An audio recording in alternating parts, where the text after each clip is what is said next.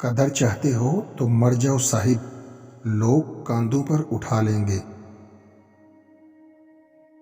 حسد ایک ایسا زہر ہے جسے انسان خود پیتا ہے اور توقع دوسرے کے مرنے کی کرتا ہے۔ دنیا کی ساری مشکلات حل ہو سکتی ہیں اگر ہم ایک دوسرے کی باتیں کرنے کی بجائے ایک دوسرے سے باتیں کرنے لگ جائیں۔ اپنا دل اتنا مضبوط بنا لو کہ اندر کہرام بھی مچا ہو تو کسی کو خبر بھی نہ ہونے پائے۔ کیا تم امید لگا کر بیٹھے ہو کہ تم کانچ کا دل لے کر چلو گے اور لوگ پتھراؤ بھی نہ کریں گے؟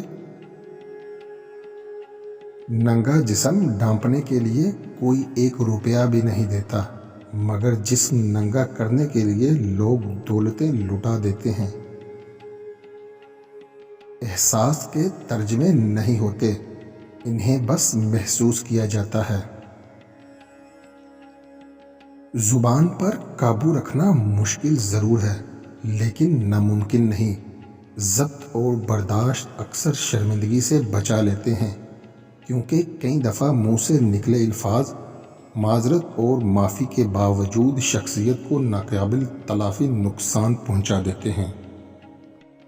کچھ چیزوں کے جواب نہیں ہوتے، ان کو خدا پر چھوڑ دینا چاہیے، اور وقت بہت بڑا منصف ہے۔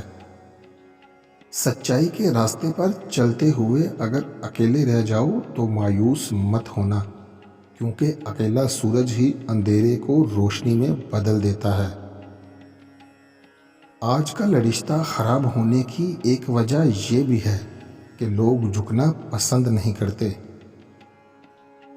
خاوند کو اگر اپنی محبت میں پاگل کرنا ہے تو 2 کام کرو۔